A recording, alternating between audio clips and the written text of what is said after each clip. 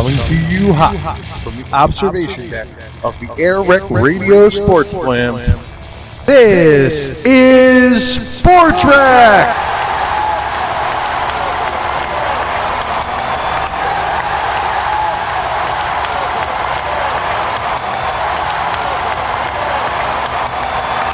Alright, this is episode what? I don't even friggin' know. I know it's week 12 in the NFL. So that means it's got to be episode 13? 15. Dude, I really don't know. I know, it's something like... I think we did 2 before the season started, didn't we? Yeah, it was definitely before the NFL season started. We did 2. Yeah. And if we did 2, then this would be 14. Hold on, I'm going to double check. I think we did. You know what? Hold on. I think I still have last week the Veil of Illuminati available here. The Veil of the Illuminati, episode 13. All right.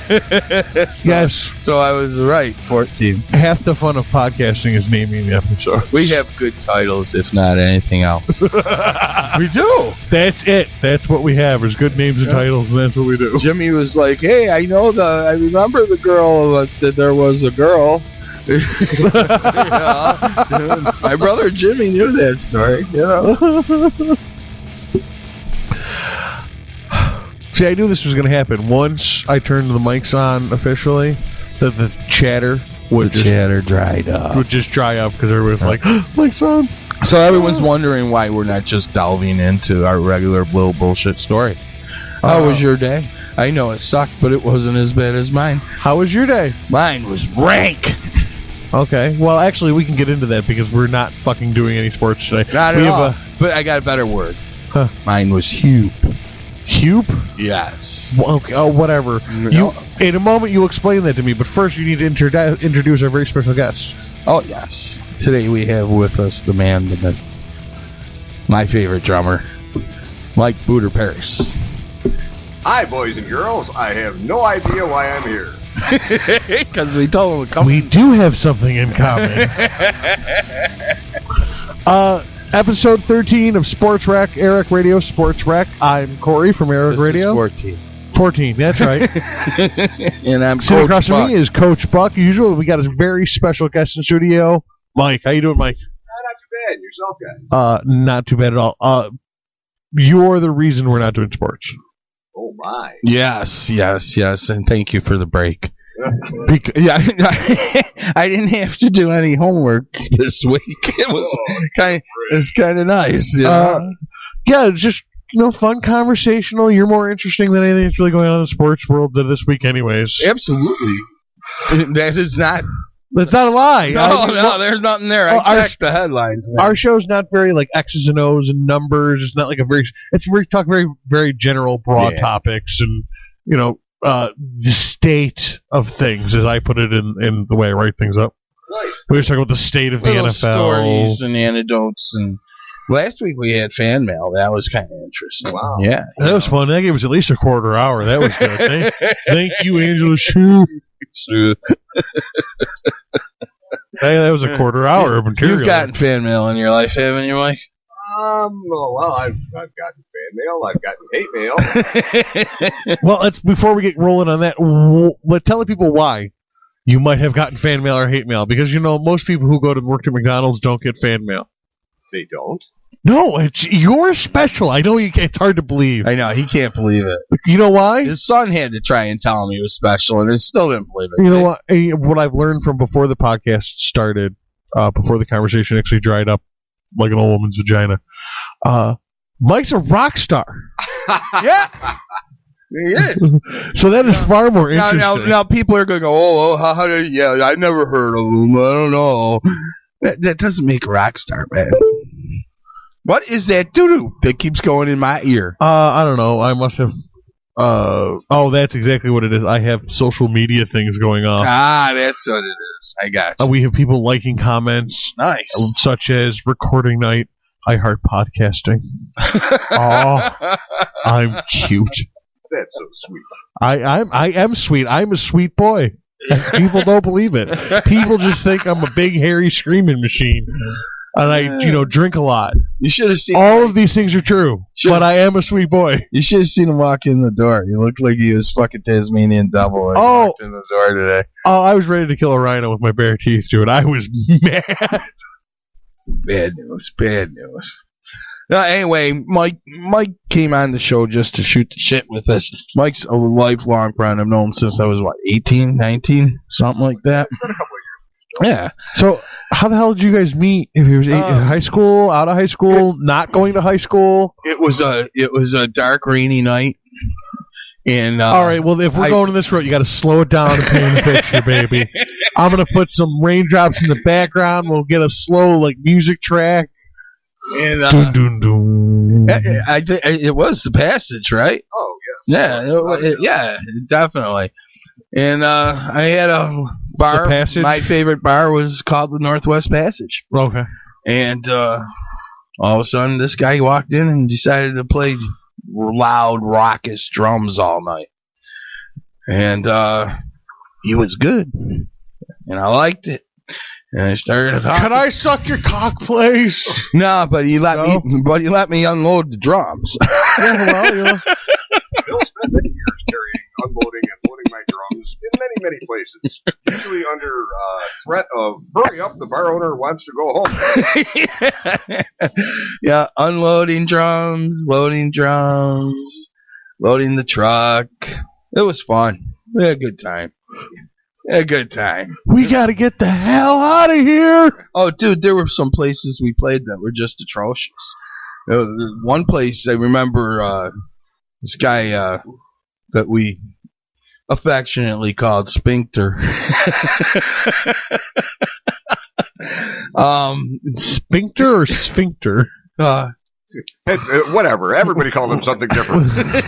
He's Spinksters. He's Spanky. Get over here. I think it was more sphincter, right? Well, sphincter is like the word of a body part. Yes, that's where we're going. It is a physical valve. Sphincter, however, is much more fun to say when you're drunk. Hey, sphincter! He went downstairs to hook up power in some bar. He went downstairs to hook up some power in some bar one night. And, stop the presses. I want to point out that you were just told to talk into the fucking microphone. No one heard that. By the guests. Oh, they just did. And not me. Stop the fucking presses. He's got it figured out. You've no clue. He's a fucking musician. You've done this for 14 weeks in a row. Yeah, but you fucked up my microphone. You couldn't do it with the other one. I did good last week, I thought. You did okay, Mr. Reading my notes. Because I talk away from the microphone and into the computer. Yeah, well, at least I had notes. Did you fart? Yes, right out of my mouth, and then I called it a podcast. It's the beautiful thing about podcasting. I'll do what I want. Yes, that's why we have so many listeners. I heard we got more likes this week. Yeah, there was more likes, and there'll be some more listenings coming in the near future, like listeners.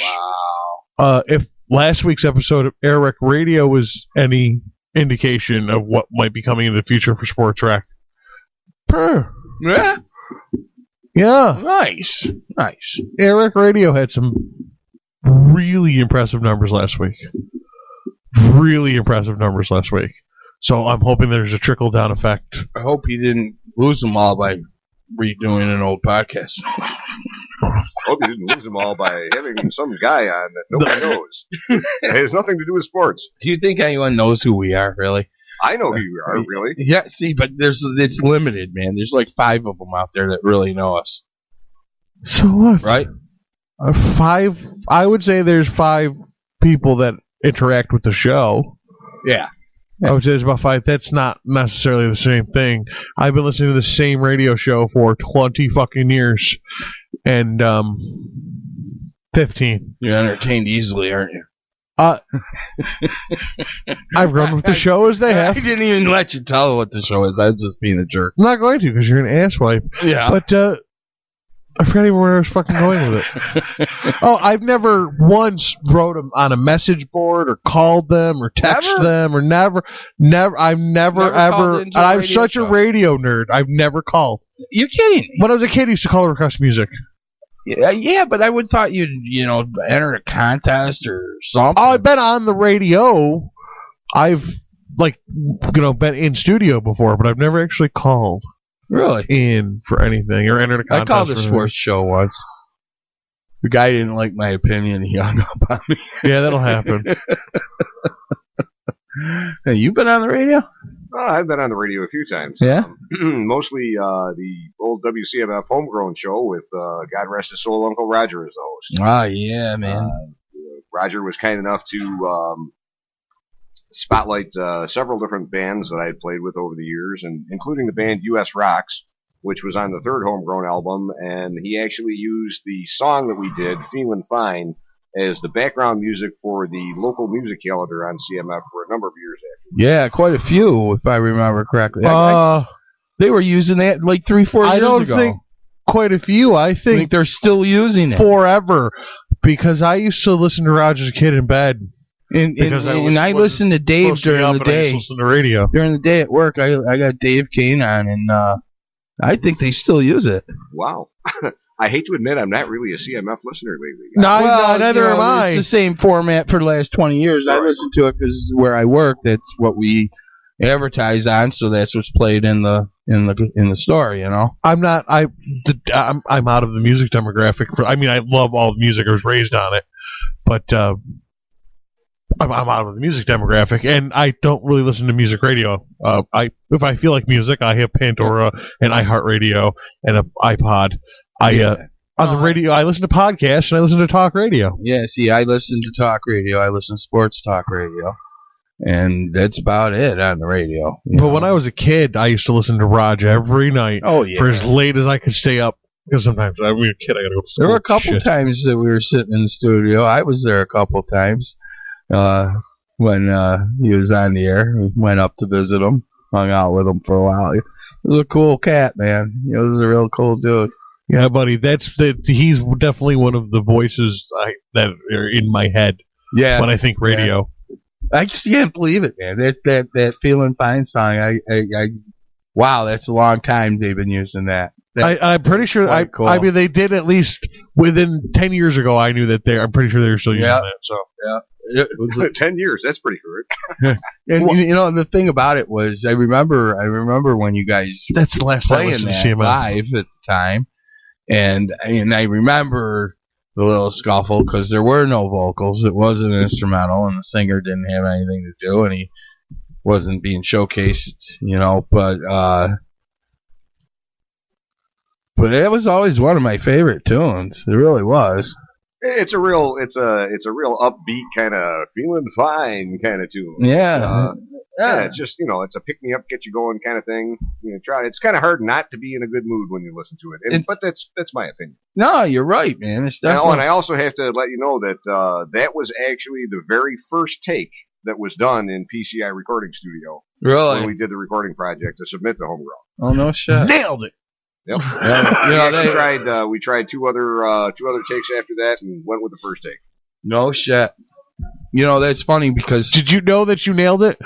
Did you know when you did the first take that was the one, but we're going to do the other ones because that's what you do and we got to make sure we're covered? Yeah, more or less. Did you know you were like, everybody we got done, baby. Everybody got done, and we just kind of all looked at each other, and everybody had that little kind of smirk going. And I used to love watching. Got to make sure we have some undertones, so we got to underlay the track a little bit, so we got to do it again. I used to love watching him play and his band play. And I seen him play in I don't know, a few incarnations of different bands. I mean, for me, they kind of blend together because a lot of common members. A lot of common members, and yeah. So, but overall, that period of time, the musicians that Mike played with, they were all really a bit touched in the head. Yeah, but they were all good musicians. They all very good. And I'm not a musician, okay? But I love music, and I love when I can watch a band or a group of musicians play together, and I can sit there and I can watch them communicate while they're playing. To me, that's just like, wow. You know, you could just feel the communication. And just feel the love. It's cool, man. I always liked it. They always see me bopping around over there. Oh, yeah. Everywhere you walk, you kind of pop. Yeah, my bad leg. It's gonna be a weird gait. I'm gonna be like Gabby Hayes in another 5 years. No one in your generation knows who Gabby Hayes is. You lost me, pal. I knew it. And I'm good. And you lost me. Oh my God, Gabby Hayes was the old crotchety miner in all the old westerns. Oh, okay. Yeah. Now I know who the fuck you're talking about. So, sort of like Festus, only older. I know exactly who you're talking about. My father and my grandfather loved them, a good old western. Mm-hmm. I spent a lot of time watching. God, I hate Duke movies. I hate it. Every fucking podcast, he reminds me how old I am somehow. You know, it's just, you know. I've made it a point at this point. Mm-hmm. Well, I'm actually older than Bill. So. Well, you're both old enough to be my father, so I just would like to point that out. I'd like to point out that Dirt was in my yearbook in high school. Yeah, and Dust signed mine.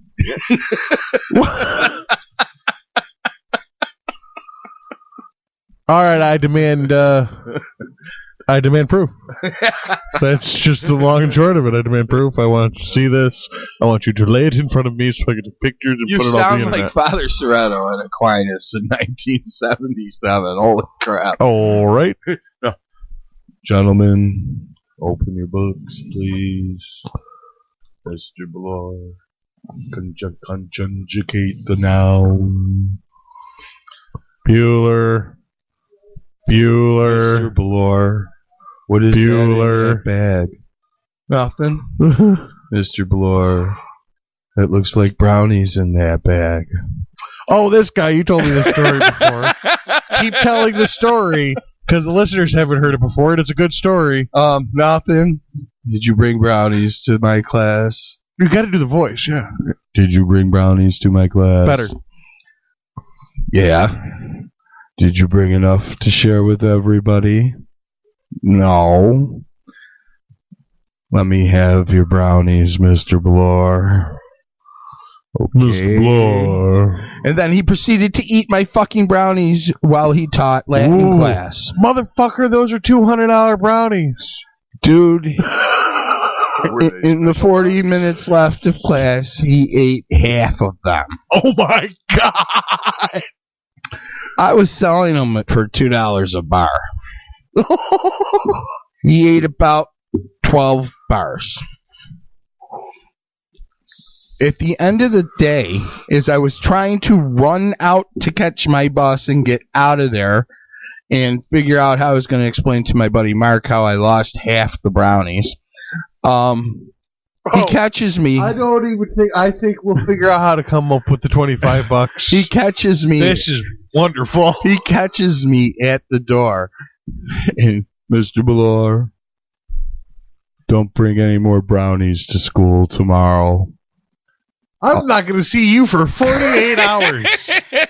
You ate so many damn brownies, you're going to go home naked if you make it there. Dude, the whole rest of the week, people were telling stories about Serrato in class that day. Why, you feel a little strange? That day, because he ate they them special brownies, and he ate way too many of them. He ate them second period, 9:30 in the morning. And he was tripping by 4th.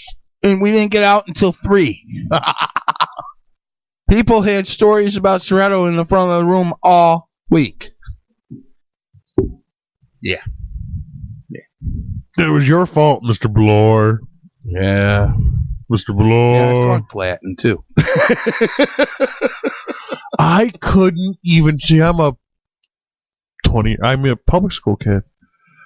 I couldn't even imagine Latin being offered. Where you went, didn't they have like a one-room schoolhouse where you went? Not even close. Come on, there's only a population of 12 in the town. Kids. Not even close. Honeoye Falls? Population about 5,000. Really? And we had about 1,000 kids in the school. No shit. And they were all related. I'm not fucking arguing. I mean, I would say 10% of the school were people who had moved into the town. The rest of the school were all families that were interconnected. Oh, yeah. Because it was a small town of 12 at one point. Oh, yeah.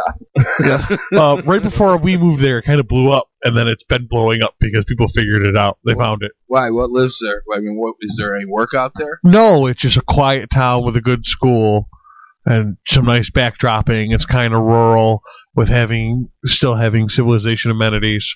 There's a fucking curfew. How many towns still have a curfew? And it's strictly enforced. Your ass is not on the street after 11 or you're getting brought home by the cops. Really? Period. Oh, you didn't get caught out after 11. They still do that there? Yeah. In town, once you're past town limit. Downtown, not even town limit. Once you're past the Four Corners, which is the downtown. They just don't want you hanging out in public. They don't want you loitering at the park getting high and shit. Mm-hmm. Get the fuck out of here. You're lowering the resale of the house. You know, not for nothing, but when we were kids, and I mean, 13 through 18, high school, we did our smoking and our drinking, and you know what? I don't want to say there were places that were kind of furnished for us to do this, but I mean, yes, there's places that are not patrolled by the police on purpose. We had one in my town too. The cops just didn't go. They knew what was happening, and they didn't care. We had so many of them out in Greece and Barnard and Charlotte. Way bigger towns, Greece and the city, and yeah. I mean, it was funny because like in Barnard, when it was before they raised all the woods. When I was a kid, most of Barnard Exempts was woods. You could run in the woods, man. We had grease cops chase us into them woods, and we'd just be hiding in a tree, laughing at them as they were looking for us in the woods. They'd give up and go away. Then Long Ridge School, they had the Long Ridge. You could drive by it on Mount Read Boulevard, main thoroughfare, but you could only pull in the parking lot off side streets. Okay, in the school. To Mount Read was all the 2 soccer fields with a big tree in the middle of it. In the middle of the night, we sat under that tree drinking 12-packs. No one could see us or hear us. We're in the middle of nowhere. And you know what you're doing? Not fucking bothering anybody.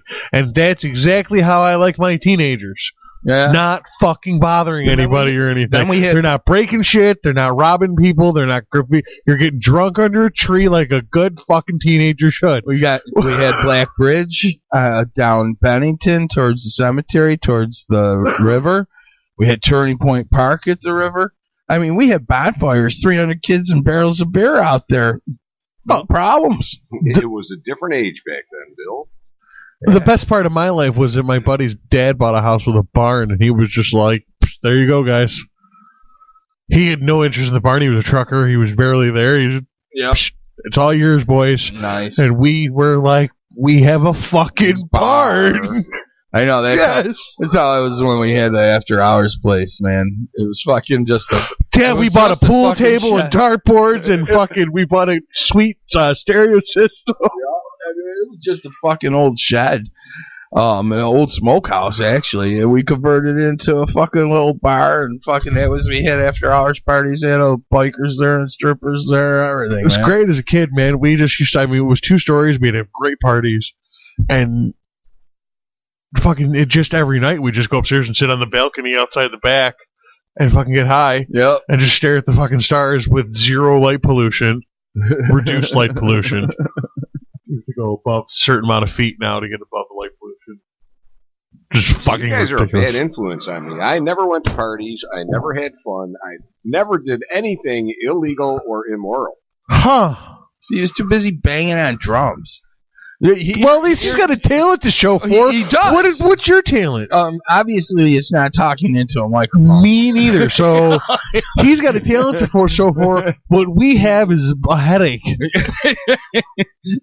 and I think my dick itches. Here's a classic example. Okay, here's a classic example of a night out working for Mike. Me being a roadie. Now, mind you, I'm supposed to help set up and tear down, and I'm supposed to blow you? And I'm supposed to run the monitor mix, okay? And Mike gets up on stage one night in a little place in Canandaigua, And his drum set is actually in the front window of the bar, with his back to the window, and his drum set's in the corner of the window of this bar. And they start into their next set, and Mike looks over at me at the monitor board, and I'm not there. And then he looks over his shoulder, and I'm outside the window, lighting a fanny. And trying to hand it to me through the window. Yo, man. Thanks. I'm fucking busy. Exactly. And he's like, the singer can't hear himself, whatever. I'll be right in. 10 minutes. I'm still not sure that outdoes the night in Geneseo, the night of too much fog. Seems to me a couple of roadies got the fog machine rolling and then went off to chase a dwarf somewhere. Well, then they started rolling their fucking selves. The dwarf was nothing but trouble. It was an evil dwarf. He was. Between the fog and the fire. The fire? That was a small fire. Yeah. The small. All right.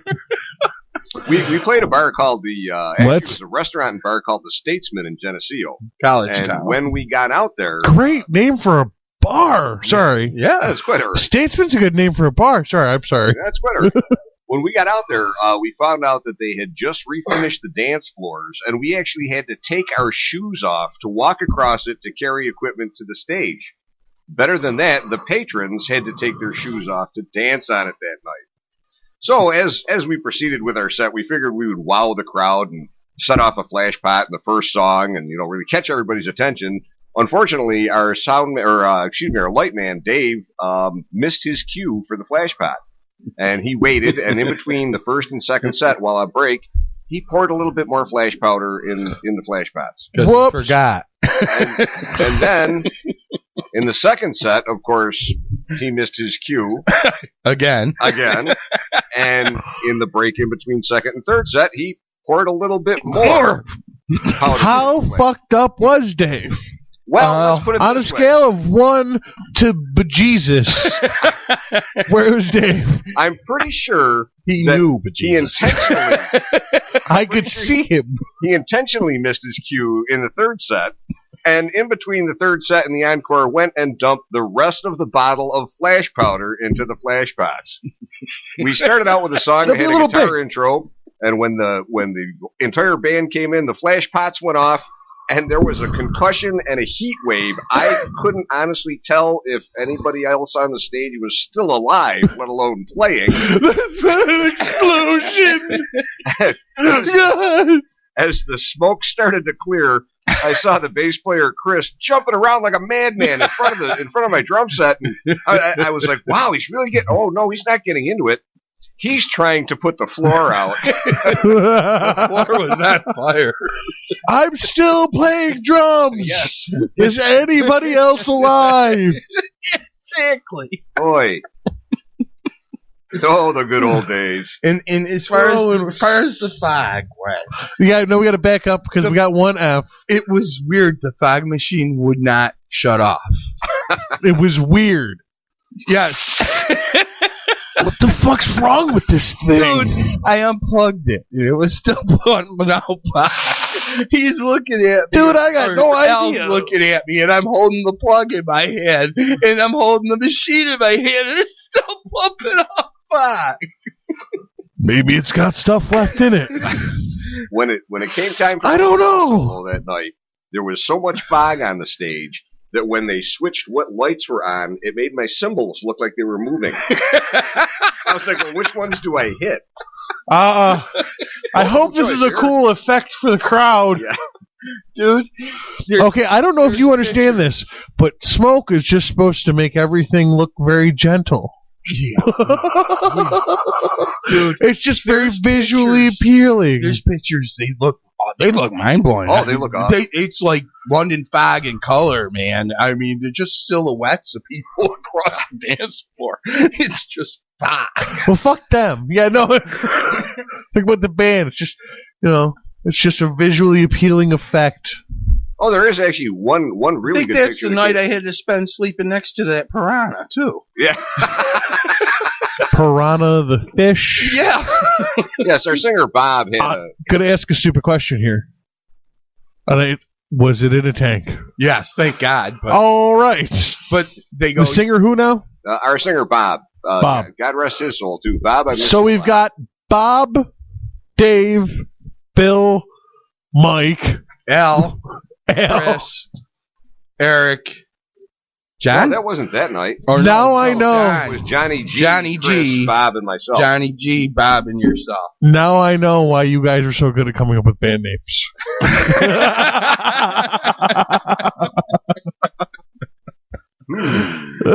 Sorry, Bob had a piranha.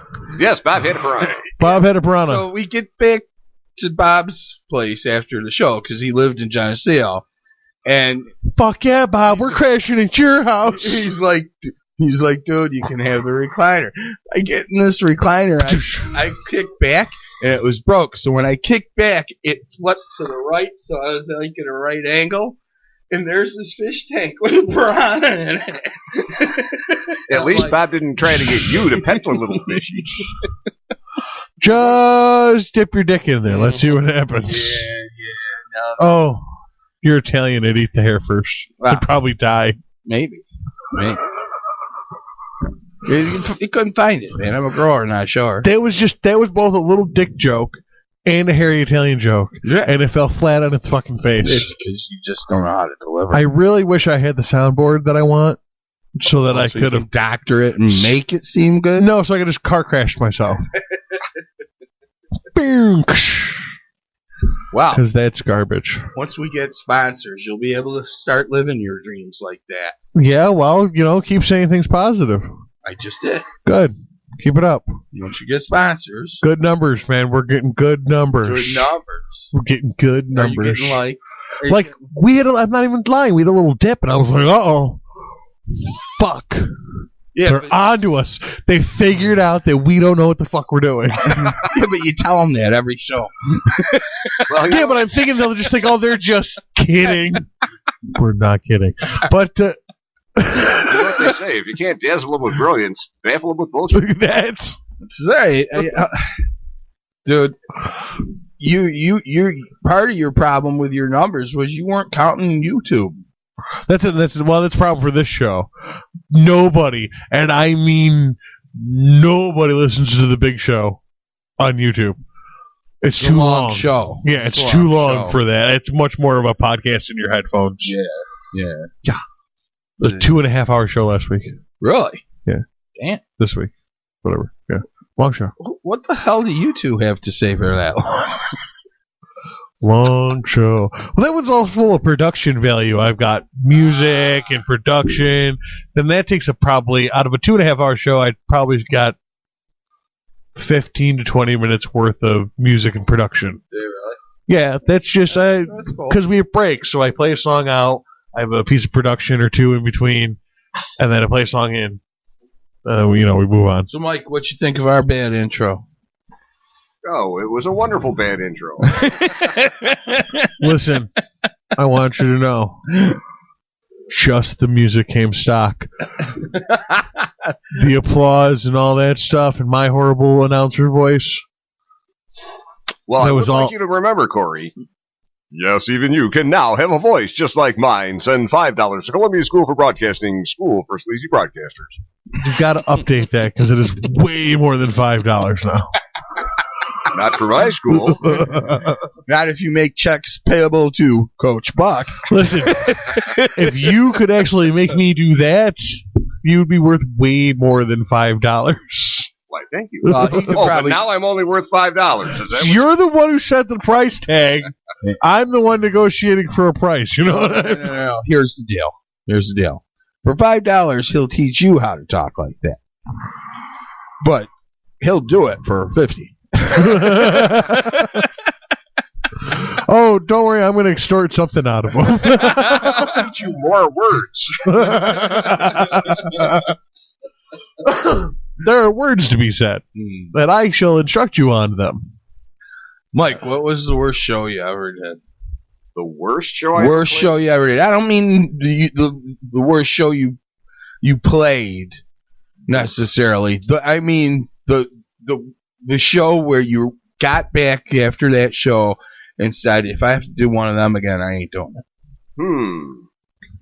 That's a really tough call. I would think, I can't remember the year, but I think that would have to be one of the years we did New Year's Eve at the Northwest Passage. Ooh. When everybody in the band was sick. Bob, our bass player and lead singer, different Bob, had Bobby Diaz. Bobby Diaz. Hey, all right, well, that's a good name. Bobby Diaz, he did what now? He was our bass player and lead singer. A bass player. Spastic. Why am I not surprised? Bobby Diaz, that's a decent name. Like that. Sorry, I got stuck on that. It's like a good baseball name, really. It really is a good baseball name. Yeah. It's a good, and that's why I said bassist figures. Well, he thought he was a bassist. So yeah, he had a fever of like 103 while we were performing, and I had he's a trooper. Yeah, I had a case of the stomach flu and had a bucket next to my set. Ew. It was not a pretty sight. Yeah. I was probably having a good time. You sure looked like you were having a good time. You were pointing and laughing for the most part. I think I was. Look at these fucking guys. Hey, you want a beer? Shots. I'm trying to think. Shots over here, ladies. That was early rock. That was early rock. Early rock. Yeah. Bob was our original lead. Right. Early rocks. Ever do this at the bar? To the barmaid? Don't ever do that. I did to the not. No, my barmaid knows what this means. Come here. This means I want a round. Oh. Because in most bars, that means I'm buying a round for the bar. No, you fucking announce you're buying a round for the fucking lamp this. I just barmaid. Uh-huh. And she goes, have you ever forgotten that you asked for a round and then it just appeared in front of you? Fucking bullshitting or playing music or fucking working on something or whatever. And then you look down and there's a fucking shot and a beer. Nice. What happened here? I gotta not pay attention more often. How did that happen? How'd they know I wanted one? Just me? God, I'm an alcoholic. At all the bars I go to, I do this. They are okay. I know what you want. Here's your Molson and whiskey. That's ugh. You don't drink, do you? Very rarely. Yeah. I could probably count the number of times on one hand I've seen you with alcohol. Yeah. Well, I'm not saying I never drank as a younger guy, but no, but I Hitchens and ditchins. mean, you know. Hitchens and ditchins. He's got addictions. His is caffeine. No, I didn't say addictions. I said hitchens and ditchins. Oh. Weddings and funerals? Yes. Hitchens and ditchins. Good reasons to drink. Yeah. And then for me, I also have Monday, which is AirWreckRadio night. And Tuesday, which is editing night. And Wednesday, which is SportsWreck night. And Thursday, which is Comedy Club night. And Friday, which is Friday night. And Saturday, which is Saturday night. And Sunday, which is football. Yeah. So your week's packed. Yeah. A lot of drinking going on there. A lot of beer in my life. See, how does that go? Starkle, little twink. What the hell you are, I think. I'm not under what they call the effluence of alcohol. I'm not as drunk as Thinkle Peep. I'm just a little slort of sheep. Tea martinis make a guy fool so foolish, don't know why. So just one fill to more my cup. I've all day sober to Sunday up. I've never actually heard the whole thing. No, because no one can do it. I've only ever heard like little bits of it before. I know, that was awesome.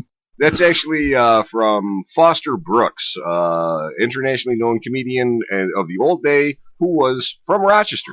Oh, I didn't know that. I didn't either. I did not know that. See, I brought a little piece of history. And I was a big fan of his. Always a little knowledge being dropped on you here on the Rex. I was a fan of his, too. And yeah, I never knew that. Yeah. And you know, he never drank either. He was the most world's famous drunk, and he never drank. Yep. Dean Martin. It's come out. Another world famous drunk. Never drank. Yeah? It was iced tea in the cup. Nice. He wasn't particularly like the alcohol. Nice. I thought that was pretty fucking interesting because that's what he did. He carried the fucking cocktail with him. He was always a drinker. That was his stick. Well, apparently it was the fucking shtick. It was his stick. His professional persona, if you prefer. There you go. They were classy back then, though, man. I heard that he used to call the cops on his own parties. Really? To get the people to fucking leave. Nice. Get the fuck out. Nice. I'm done. I need you to leave. Hey, I want him to go home right now. Remember, it's 3 a.m. and you're drunk and you think this is awesome. It is 3 a.m. I'm not drunk. My house is trash and Cindy's puking in the corner. Get out. Excuse me. There's no excuse for you. See? It's the same thing. I cannot hear the words excuse me without me going, no excuse for you. I just can't do it. Well, you could keep it in your head. It's really hard to do. I've already got to contain the horn blows thing. Oh, okay. When the car goes off in the shop, and I just cannot say out loud horn blows, so does the driver. Right. Yeah. I can only do one of those, and that's the one. That's the one you're biting back. Because and usually if somebody says to me, there's no excuse for you, I point out the fact that Mom did a lot of drugs when she was pregnant. I actually have an answer, too, and it's the backseat of a 1978 Buick Regal. Very nice. Nice and comfy. Yeah, Milo drove a Regal. That was what my parents had when I was conceived. Milo Tomanovich drove a Regal. That was John Tomanovich's dad. So every time we saw him come down the street, there's Milo in the Regal. Don't know why. Every kid in the neighborhood shouted that when they saw him. To this day, I don't know why. Who knows? I don't know. I don't know. So, you said that you didn't do anything fun. When did you start playing drums? Slightly after I was conceived, I believe. Oh yeah, you were holding on to one in the womb, were you? Yeah. This is my drumstick, and I love her. you know, if we do have any... This is my weapon. This is my gun. We got any listeners out there that are musicians or drummers? We have a lot, actually. Mike also... not drummers, musicians. Has another persona. We still take in the homeless, the hurt. Oh, well, I haven't been doing that quite as much, but yes, See, this is interesting. This is really freaking cool. You do recovery for old and abused rescue drums. I am actually the founder of the New York State Drum Orphanage, where we take lonely orphan drums and we try to kind of rehabilitate them and get them back into the community. Make them playable. Yeah. Enjoyable. Make them sound like maybe make them part of a set once again. Yeah. Exactly. Maybe make them feel like they're part of a set even. Well, I mean, I assume that they're all just parts, right? For the most part. Like a drum, is it just all a series? Yes, a car. If you include the frame, right, it's all just a series of parts that get put together, and anything can be fixed. Well, yeah, anything can be fixed. There are shells are a problem. What actually creates your tone is known as the bearing edge. Okay, it's actually the very edge of the drum that the head seats against when you tune it. Okay, and if that becomes dinged up or nicked or gouges in it, you can't quite get really good tone out of the drum anymore. All right, you have to have the bearing edge returned, which is usually left to the woodworking professionals. There's only a few guys locally that do it. And I'm sure it's crazy expensive if it's carpentry. It's not. It's about $35 for a tom. Do both sides. But if you just adopted 50 drums. Yeah, well. Well, no one adopts 50 drums at a time. I mean, I did. That's how I actually founded the orphanage. I did. Only crazy people adopt 50 drums at a time. But yeah, the set that Bill used to roadie when it was in its entirety was 17 drums, 14 cymbals, and a gong. And a gong. Yeah. So just imagine trying to redo the bearing edges on those. I mean, that would be a minor undertaking. 17 drums. That was the road set. $35. Yeah. and then, it was what? I don't know when did you get the D? Did you have like a 12-piece like dive set too? Was it like a 12-piece setup, a 17-piece setup, and like a 20-piece setup? No, the 17-piece was that's my big Mojave. Next set comes in as a 9-piece Yamaha. And I also have a 7-piece D-drum Dominion maple set, which is my baby now. Yeah, which when you're rocking on gigs. When did you get that? That wasn't that long ago. I want to say I picked that up in 2008. Yeah. Okay. Yeah, I didn't think it was that long ago because I remember when he got that one, and he goes, "Check it out," and I'm looking at it, and I'm like, "It looks small. It's not the same." How come you didn't have this when I roadied for you? Shit, this would all spit in the bass. What the hell? Like half the size. Well, Bill, the cymbals are still up there, though. I have and a gong because I don't have a roadie. Now I had to do it my fucking self. I recently saw a picture on one of the You really didn't have much of a roadie back then either, unless he could stop me from drinking or partying. That was kind of an impossibility. I'm gonna go roadie for I'm gonna go roadie for Vinny. I'm gonna carry his microphone in his junk. Yeah, we had blue trunks in my day, man. We had trucks. I'll tell him to wear blue underwear. We had trucks that, when they were properly loaded, Mike's stage for his drum kit was holding everything in. So the drum stage would go across the back of the truck crisscross before we close the door. Oh, it's called a bulkhead. I'm familiar with this. I used to work for a moving company. That was fucking one of the things I was good at, is packing a truck. There's only one way to pack a truck. I don't want to be able. You shouldn't be able to fit a pencil between any of the spaces. I tell you what. Well, especially if everything's fucking square. What are you talking about? You're talking about mic stands? I'm saying, I worked in a movie company. There's not a lot of lamps that are square. However, I've done a movie company. I did houses that were so fucking big that my 26-foot truck was the box truck. Really? It was literally just for the boxes. Wow. The furniture went on the 52-footers. No shit. Wow. Both of them. Tractor trailers. Yeah. No shit. I don't want to be on a move like that. No thanks. Oh, I was in on it because it was just best. I was the driver and it was a box truck. I didn't carry any fucking furniture and I loaded the fucking truck the whole time. I had the guys running through the mansion, getting the boxes, bringing me boxes. I was playing friggin' Tetris the whole friggin' time. Bop, bop, bop, bop, bop, bop, bop, bop, bop. The best roadieing experience I ever had. I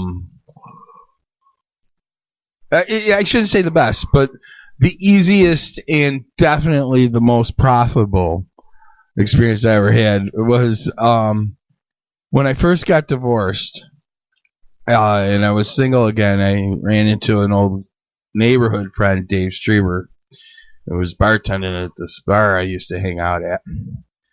And his neighbor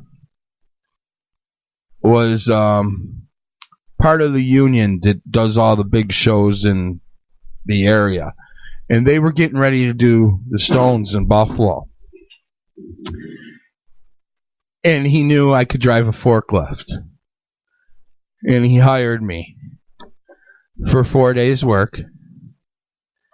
And all I had to do, I didn't have to get off the fork truck.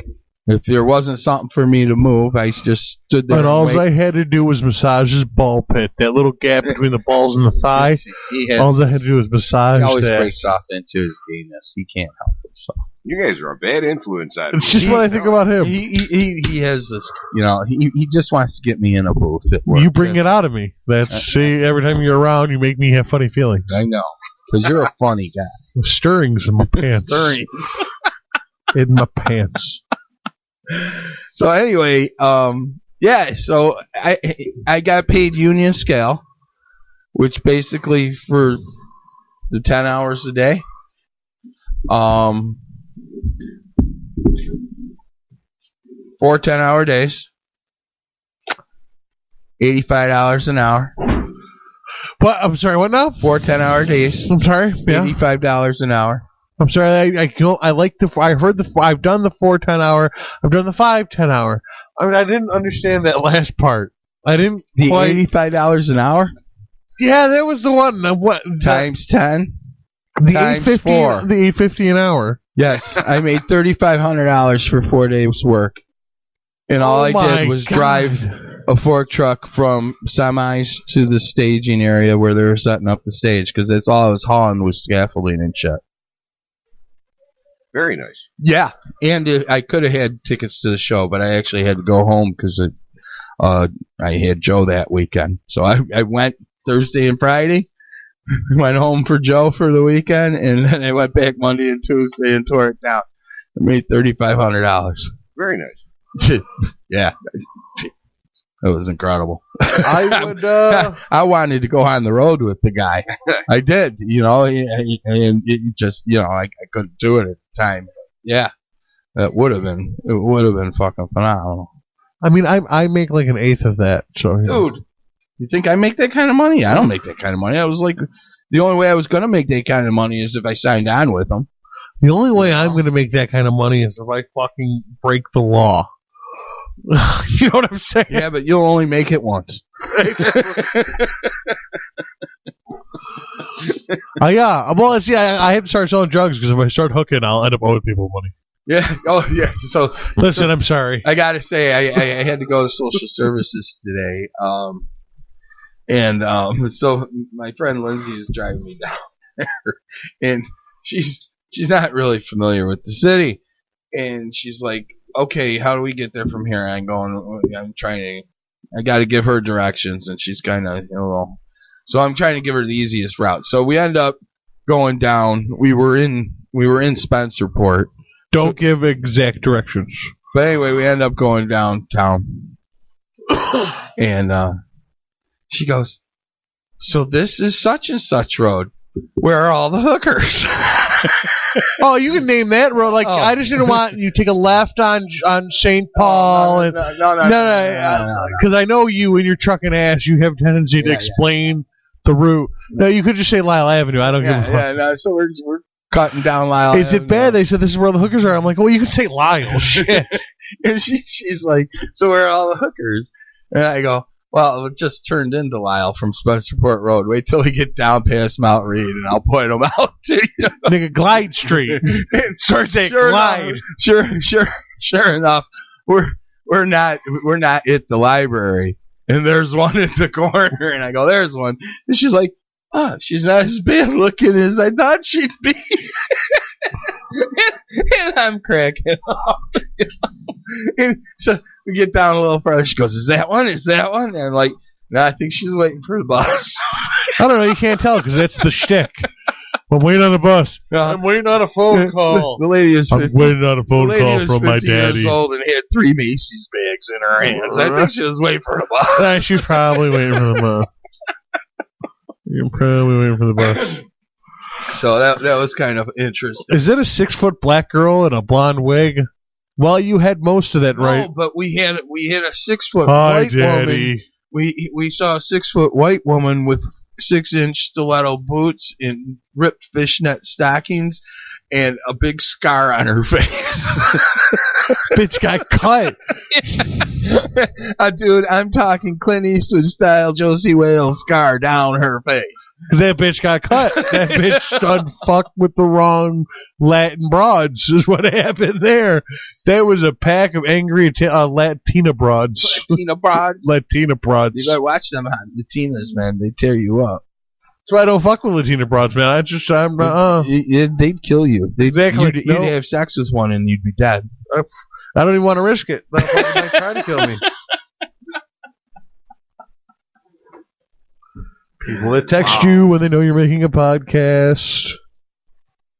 Sorry. Oh, no, that's okay. I was just saying, wow. Wow. Mike, out of all your bands, what was your favorite band name? Oh, that's a very unfair question. I know, because I got 2. Yeah, I mentioned earlier you're good at bad names. You're going to have to rattle them off. Oh, God. Yeah, lots of band Too many to remember. Phineas Gage, Irma Rocks, Storm, Malice in Thunderland, Bandersnatch, Flat Raccoon. Stop. I know my favorite. Moving on. That was not two things. That was one a mythological creature from Alice's Adventures. That's who it was. Bandersnatch was my. I just didn't get to stop in there fast enough.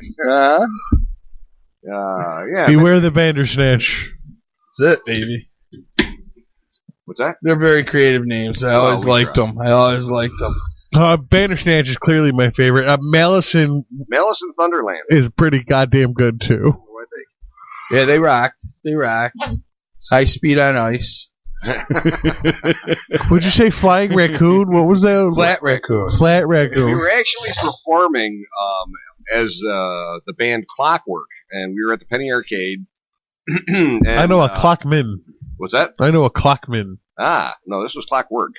Kind of based on the Clockwork Orange book and movie.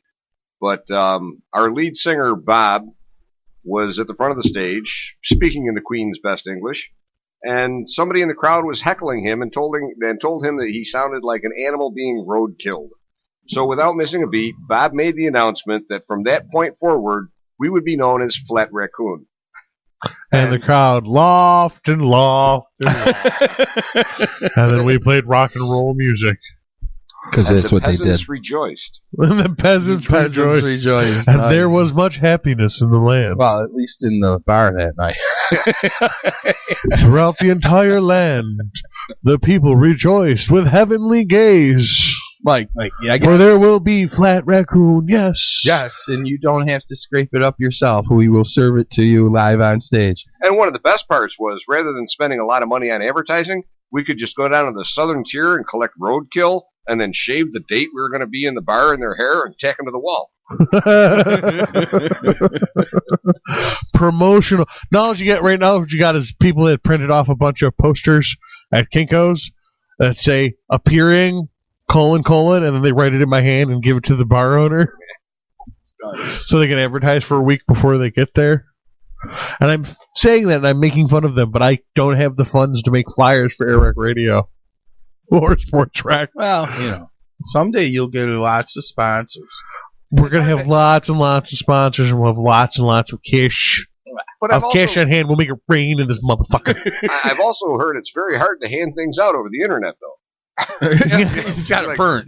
Stuff it in your CD drawer and then have people open their CD drawer and hopefully it's magically there. Well, the point of promotional products isn't so much building listeners as it is making contacts with bands and venues and comedians and people to come on the show and people that might be able to help the fucking show without them even knowing they're doing it. It's my favorite kind of work, the kind of work that other people do. Yeah, I find work fascinating. I could sit there and watch somebody do it all day long. Exactly. Any of the listeners of AirWreckRadio know, and I love it when somebody else does all the content for me. It's my favorite thing. I didn't have a clue on that. Oh, well, now you know, don't you? It's episode 14. Have you figured it out? Yeah. That's why we needed a break. I'm in podcasting because I wanted to watch other people talk. Interesting. Very interesting. Yes. What was the first song you learned? I had questions for Mike, but I had answers for you, too. And it had nothing to do with the questions you were going to ask. Well, those are my favorite kind of answers. The one that make you ask more questions. Is he on drugs? What is the matter with him? Has he gone deaf from the drumming? Where can I get them? Are they expensive? They must be good. How much are they in bulk? The first song I learned, oh my. Come, they told me. Nah, I don't think it was Little Drummer Boy, believe it or don't. I'm going to choose don't. Moving on. No. No idea? Like, it was... Well, I just came out fucking playing Metallica? Is that what fucking... No, it seems to me that the very, very first thing I learned was actually a Sandy Nelson song. Sandy Nelson was a drummer back in the 60s who supposedly had a wooden leg or something. Well, a lot of stuff sounded familiar, but I remember that he didn't even have the stomp pedal. He just kicked the fucking bass. But I had to actually work the parts out.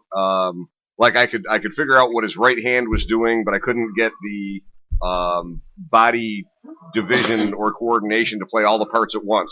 So I had to figure out the parts individually, and then I had to do like my right hand and my right foot, or my right foot and my left hand, or the right hand and the left hand, and it took me a while, and finally I put it all together. The first rock tune I learned was probably House of the Rising Sun. All right, that's a good choice. Wow. You know, it's funny when I hear you just describe that, how you put the parts together, and I can't remember the word you used to physically incorporate all the parts. The independence of limb? Well, yeah, but then you said something which was how you brought it together. I don't remember either. It was a specific way you phrased the duality of the movements. Right. How each limb had to do a body separation, independent body separation, and then how you brought the body together to do it all. And it's the way you described it. I immediately thought of a Tori Amos concert I went to, because it was just her. Really? Yeah, it was just her, a drummer, and a bass player.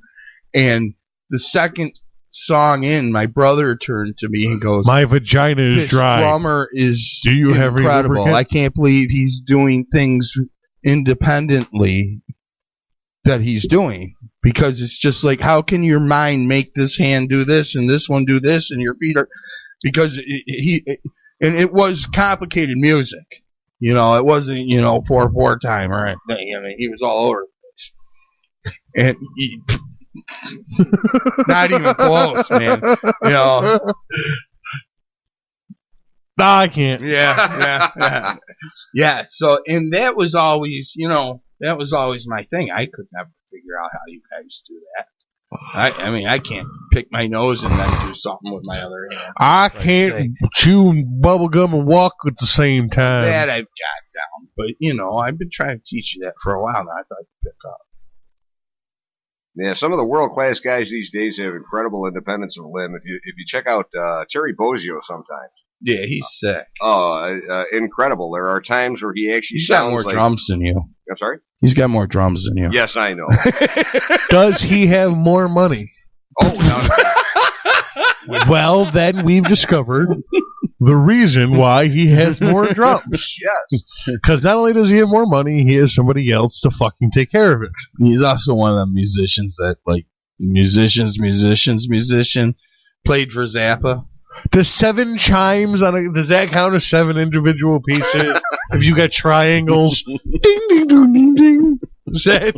I always like it when I look on Craigslist and you see 12-piece set, and you look at it and it's 5 drums and some other accoutrements, and I'm like, why don't you just count the wing nuts too? Yeah, right. 100-piece set. Yeah, I'm not sure that the stand that holds the sheet music counts.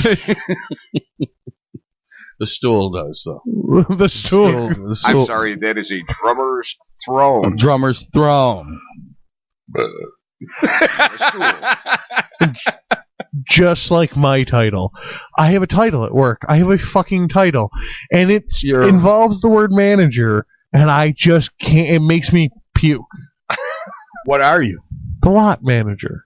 The lot manager. I'm the lot manager. You're a lot bitch is what. In fact, I could probably even force him to fancy it up to premises. But you're a lot guy, that's all. I don't like the term bitch either, because I don't take orders. I run my own lot. But yeah, I'm a lot guy. You are a lot manager. I'm a lot attendant. What's the problem? I'm a lot attendant. I don't manage anything other than myself. That's not management. That's called fucking working. You manage the lot. I handle the lot. That's not what I heard. I heard you handle something else. 2 or 3 times a day, whether I needed it or not. Actually, I was thinking about Can't fucking help it. I was thinking about a big career move myself. I was thinking about trying to get a job at Bed Bath & Beyond. I'd like to be in charge of the Beyond department. Nice. As long as I can be in charge of the bed department, because that's my favorite fucking pastime. Hey, I was wondering, if you get a job like doing sleep study, where like you sleep and they put electrodes on you and all that sort of stuff, do you get time and a half if you oversleep? It's a good goddamn question. Yeah.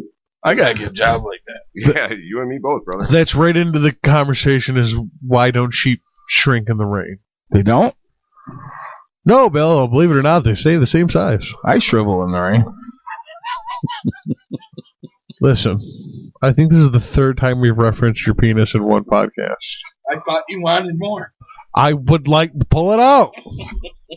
I'm leaving. Scare away our guests. I have a video camera. I will put it on the interwebs. Don't worry about that. Yeah. I'll be happy to put it on the interwebs. So do you have anything going on now? Are you in a band? Or are you actually working on 2 different startup projects right now. Actually, it is the bass player and the singer and myself from the band Malice in Thunderland. And we think we just found ourselves a guitarist for the project. I'm kind of excited to make some forward movement, nice. Whatever. And I know you've been looking for a guitarist for a while. Oh, yeah, and I'm actually still looking for another one for the other project, which is myself and Steve Wright, the bass player that I was in the band Children of the New Sun with. Children of the New Sun. Yes. I had nothing to do with the name. I had nothing to do with great album cover, and that's such a great name. Yeah. Children of the New Sun. Although I will say, my buddy Mike, he gave me a liner note. Oh, that's the one I made liner notes, man.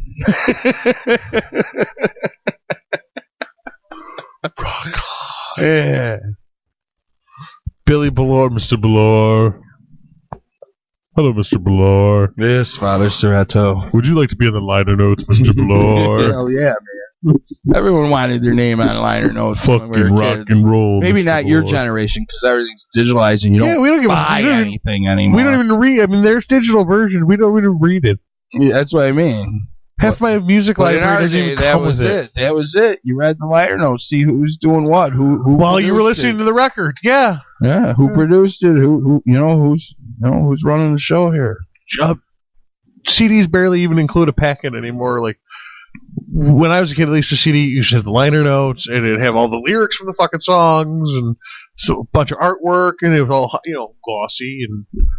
Now they got a single sheet of paper in there with the list of the names of the songs, and the time, and the time, and the all the disclaimer, the production company, and all that fucking bullshit.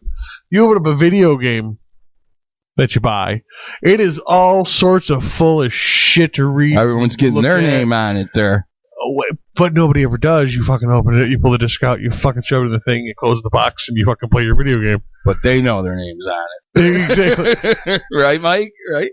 Yes. The only thing I can figure of is the price. Hey man, and maybe it's a generation thing, but when he told me there was a surprise on the CD before me, and I saw that, I was touched, man. I was like, that's so fucking cool. Single tier. That single tier.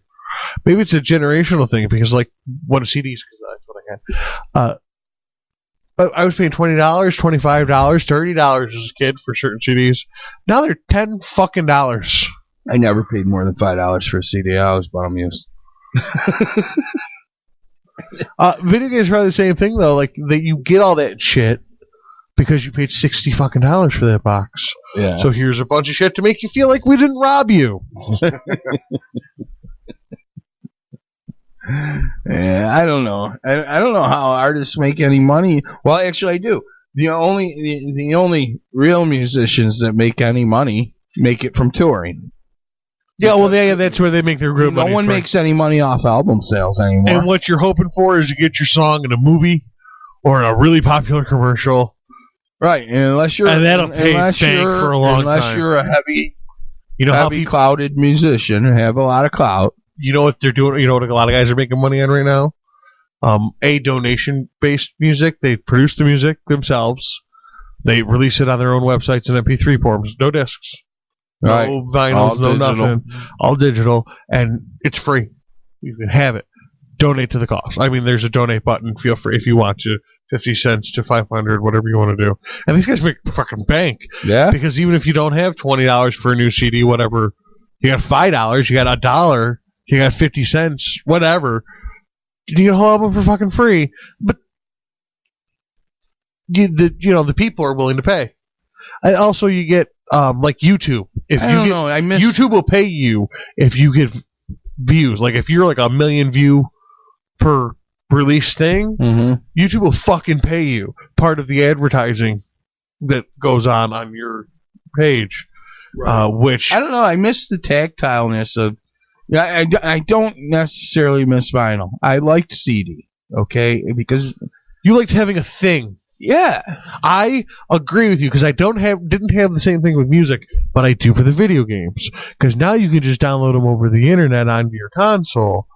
You don't have to have the cartridge, buy the disc, or the disc, or whatever. But I still buy the fucking discs because I like having a thing. Yeah, and they're talking about making it so that there aren't any more discs. Mm-hmm. Everything is just download, and that would run the fucking video game stores out of fucking business. Oh yeah. And that like really fucking bothers me. I like my video games, and I like to have a disc because it's expensive, and here's my thing that I own, and I could sell if I don't want it anymore, and get some of my money back. I like CDs because if that thing shits the bed, I'm done. Vinyl was a problem because condition was always a problem. Well, because it's so easy to destroy. Oh, yeah. You looked at them cross-eyed, and they fell 5 million scratches, and they warp. Someone bumps the stereo, you scratch, whatever. You didn't even want to carry them over to your buddy's house. They're made of wax. Exactly. But, so I like CD. You guys might know this one. Little trivia, fun fact. How many grooves are on the standard 75 vinyl? All of them. That's a good one. Am I right? Yes. Well, yes. Okay. Numbers, anybody? One. Bingo! There's one groove. That's why you never need to move the needle. They're so small, it seems like you can see the rows. Right. That's a little fun fact I learned. I don't know. Cool. But then once you learn it, you go, oh, no shit, you never have to move the fucking needle until it's in the middle. Well, yeah. There's no fast forward in here. Well, yeah, there was, but it... you had to skip songs. You had to pick up the needle. They just speed up the track to the hi-fi. Play your 33s at 75. I used to play Judas Priest at 45. I seem to remember a guitar solo that used to be played double time. On a song Rox used to do. I don't remember. Didn't they try that on Highway Star a couple times? I'm on a highway to star. I'm right, ain't I? Yeah, I think you are. Yeah, I think I am. It was fucking... What the fuck are you doing? What are you doing? What are you doing, you asshole? And the worst part was, I can't hear that fast. Stop! They loved it. The crowd loved it. I'm looking at them like, explain to them how fast you guys were playing that. I think we were at ridiculous speed. Great reference. It was somewhere past ludicrous. Yes. But they were flying with jammed radar. It was incredible. And it was the Raspberry. You know the guitar solo at Highway Star. No.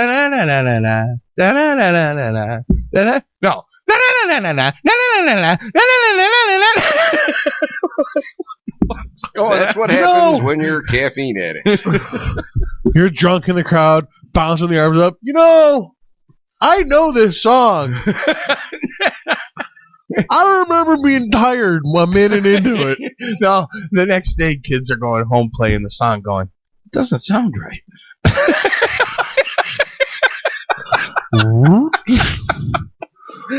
Let's speed this bitch up a little bit. That's one thing CD didn't have was manipulation. You couldn't speed it up or slow it down. Couldn't stop the track, back it up. Couldn't skip. That was actually a pretty decent way to skip versus the cassette was the worst. Actually,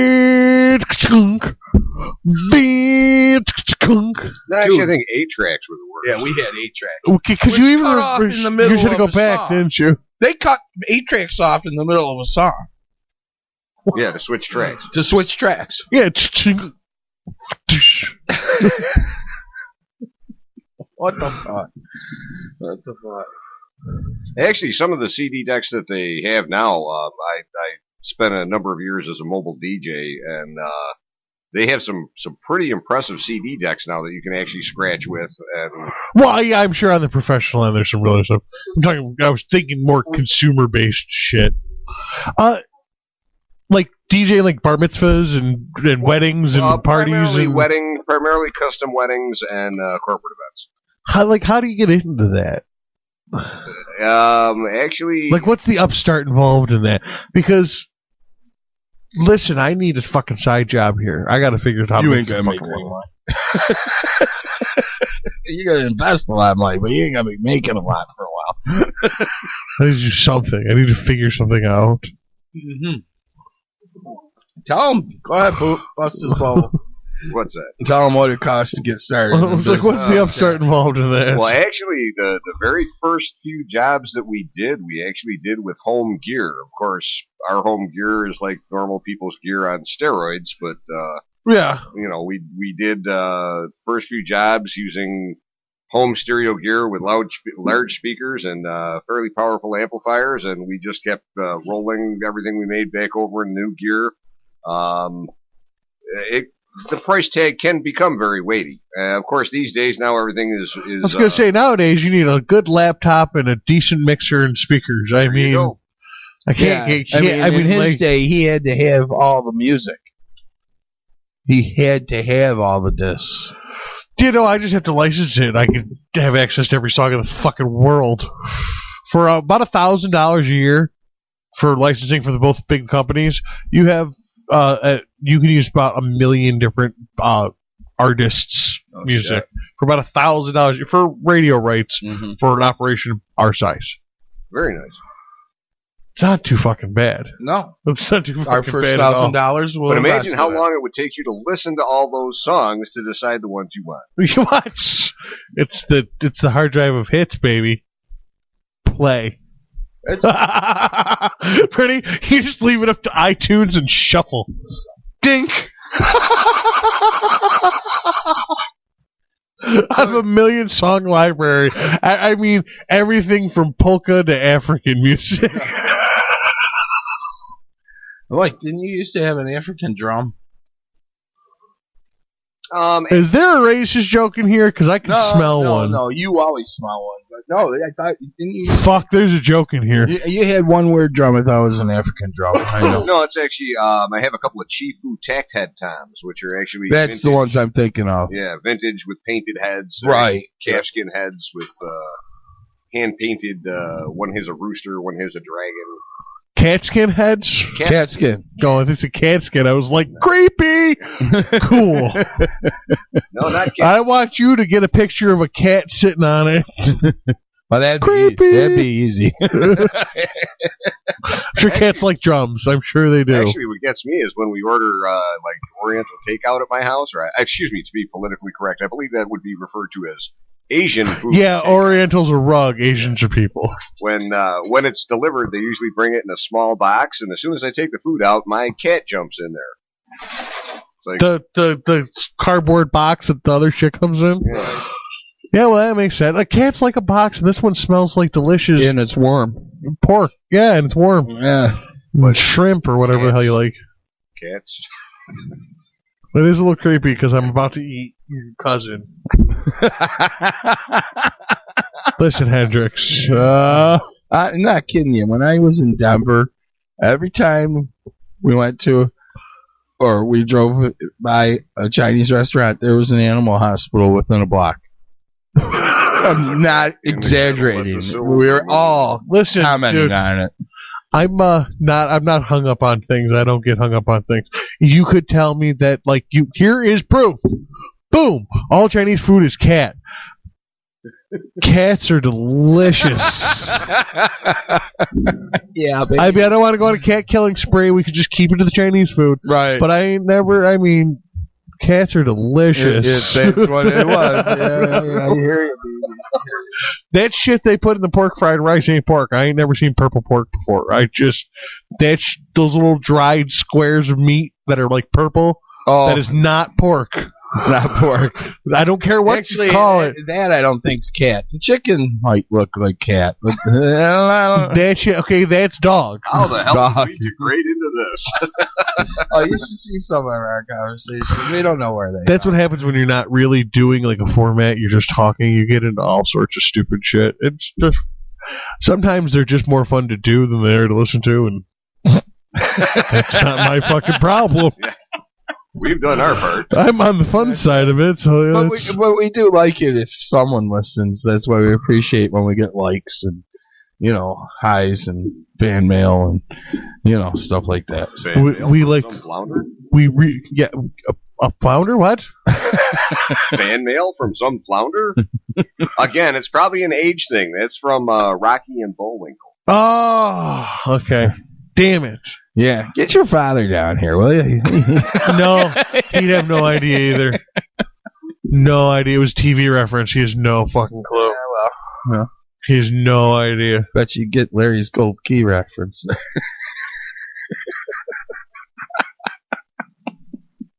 What? Nothing. Just stare at me like you purposely went over my head on purpose. Then you stare at me like I don't know, like I'm an idiot. Fuck you. I mean, the bar we were mentioning earlier, I'm sure your father used to visit back in the day. That reference you'll know. Okay, I got what you're saying now. Yeah, TV, no, he won't know. No, bar, the bar, yeah, he knows all the fucking bars. Yeah, I knew that. I got in trouble in that bar. Again. Or I worked at that bar. Those are usually I bounced her. Yeah. We're social media whores. We really like us on the Facebook. Yeah. Did you like us, Mike? On Twitter. I'm gonna make you. I can believe I have liked you guys on Facebook. AirWreckRadio and SportsWreck. Gotta get it done. Yeah. And if you know anybody who has Twitter at AirWreckRadio, that's. We are still doing a podcast, so these are technically plugs. Oh well, they can contact you at CW Payne. Yeah, and where can we tweet the bill? The Coach Buck. The Coach Buck. We gave your last name out tonight, dude, and it was a part of a good bit, so it's staying. Yeah, I know. It happens. Yeah, it happens. No one will remember it. Doesn't matter anyways. Nobody fucking cares about you or me. Yeah, Father Serrato might. How old was Father Serrato? Back then? Let's see. He was roughly ancient back then. He's probably only like 38 back then. So it's been 30 years? Yeah. More. He don't. 35. Yeah, he's still alive. He doesn't know what the fuck a podcast is. Probably not. There you go. Problem solved. Problem over. Never know. He might be updated, man. Swinging. Listen. If we're going to be swinging, even less interest in podcasts. I now have more important things to do with my time. I need to find the creepy, wise-eyed shut fucking club. I'm there. So I'm going to change tack on you because I'm sick of talking about this. All right, yeah, that's good because you got anything important to add?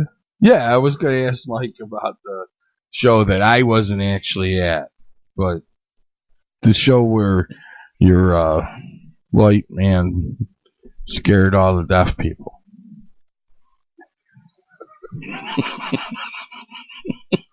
Flash, flash, flash, flash, flash, flash, flash, flash, flash. Oh, my phone's going off. They didn't have cell phones back then. It's a phone.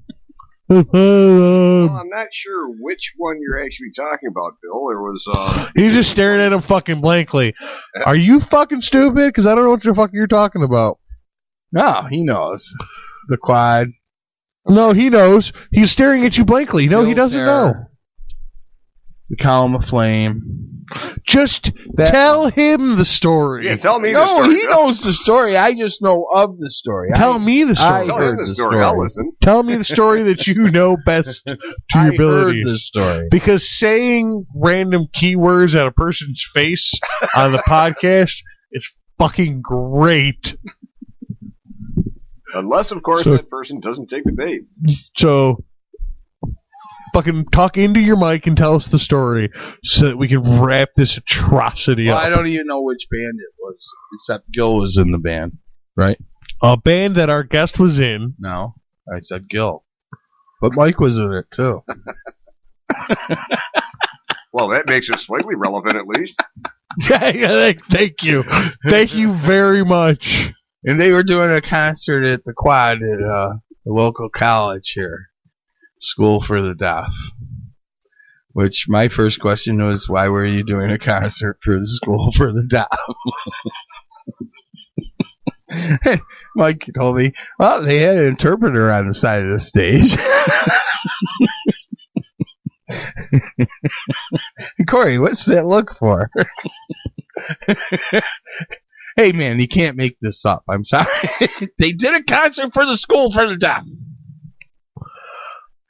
And the light man didn't have much to do, considering it was a daytime show. Listen, dude, all you do is turn the treble all the way down and the bass all the way up, and the deaf think it's a fucking masterpiece. Boom, boom, boom, boom, flash, flash, flash, boom, boom, boom. It must be amazing. I guess. I've been to a few deaf parties, and they listen to a lot of hip-hop. Do they? With the bass turned all the way up. Oh, no shit. Because they like the vibrations. Gotcha. So, but the light guy, Steyer, right? Steyer. He was bored because it's a daytime show. He didn't have no lights to do. So he had a flash pot, though, set up in front of the drum set, behind the lead singer. And being daytime, he figured he wanted it to stand out, so he loaded it up with a lot of black powder.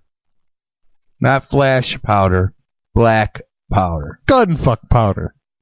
It went boom. When it went boom, Gil told me that it singed the back of his head and shot a column of flame up in the air 20 feet high. And I still can't hear you. What? And then the concussion, all the people in the audience that were deaf, they all put their hands over their ears because the concussion reverberated off the quad. Oh. Gil was telling me this story, and I wasn't quite sure at the time. I wonder if maybe the instinct to cover your ears from the concussion is just an instinct that it didn't maybe necessarily hurt because it was loud. It was just your body feels the shock and you go, stop your ears from popping. I don't know. But I always loved that story. Told me the interpreter ran off the side. I like his thought better. I said I like his thought better. You're kind of stupid. Okay. Well, I thought better once you hear it. Have you ever noticed? Just pick it on you. Stop whining. That crying in his fucking soup. Blind people wear sunglasses all the time. Uh-huh. Why don't deaf people wear earmuffs? Yes. And why do blind people wear sunglasses? It's not like the sun is going to bother their eyes. I really maybe it's because I have an honest answer for this, but it's not funny. It's just because usually a shading happens to the pupils and the iris expands from atrophy, and it makes your eyes look very strange. So they wear sunglasses so they don't have to keep their eyes shut all the time. Which is actually very foreign to you when you're awake. You want to have your eyes open when you're awake so they can walk around in public without freaking the fuck people out. That's what I was getting at. It's probably for other people. I'm on the jokes now. Yeah, sorry. I had a real answer for it. It's not funny. It's educating our audience. It's just not to fucking not freak everybody else out. Which is the exact opposite of the deaf people. If you wore earmuffs all the time, people are like, what the fuck is the matter with this guy? It's fucking July. It's 97 degrees. It is 100% humidity, and it's not raining. The only time I really felt bad for a deaf guy, and I prayed he didn't hear what was said, and it was actually out of the mouth of an innocent child. And I was waiting in line at Bill Gray's, and there's a couple deaf college kids in front of us, and one of them had the earpiece that is like part of their head. Cochlear implant. Is that what it's called? Cochlear implant. And this mother and her little kid, and I swear the kid was probably 5 or 6. And what surprised me was the word he used was, "Mommy, is he a cyborg?" And you know what the proper thing to teach that little deaf kid is? Yes. Yes, I am a cyborg. How fucking cool is that? But I'm looking at the kid. Did he hear it? You know, because you ever want to have your heart break into 1,000 little pieces? Watch some of the videos on YouTube of kids where they turn the implant on the first time. Really? And their parents call them. The shock and joy in the kid's face when they can hear their parents. Your little heart will just shatter to tiny little 1,000 pieces. And you be fucking sitting there as a fucking tough guy like nothing. Especially if you ever even liked a child. You don't even have to had one. No care. I mean, it could have been, the neighbors. If you ever liked a small thing. And I call them things. They're just things. They're not quite people yet, because people have ideas and can communicate them. So until then, they're things. Yeah. Well, see, here is the thing about those things, though, Cory. Do you realize that they are way smarter than us? Because yes, their ability to absorb information is unbelievable. Well, the fact is that we're just too stupid to understand their language. They have to learn ours so they can communicate. We're going for a baby genius movie angle here. We forgot all their smarts. Yeah, we did. If you think about it, a human being learns more in the first 3 years of their life than they will learn for the next what is now 77 expected years of their life. My children are expected to live to 80 easily. It's like I can't learn another language, man. That is a bullshit fucking roadblock. That means it's harder for you to learn languages than other people. Yeah, and I'm not. Can is bullshit. I'm not going to put excuses or whatever. They didn't know what ADHD was when I was a kid. They just said study harder, But I mean, nowadays I would have been diagnosed with that, and they would have taught me differently. Okay. So that being said, I did take Spanish for a couple of years. I couldn't learn to speak fluently. I mean, I managed to pass some tests and stuff, but I couldn't speak the language. And it's same problem. Took it for years. I can't remember. I couldn't string a sentence together to save my life. You know what I'm saying? Spanish, and I took sign language for years. I couldn't string a sentence together to save my life. Do you know that I can actually speak every language except for Greek? Oh God, here we go. Really, Mike? Really? I mean, go ahead. Ask me to speak a sentence in a language.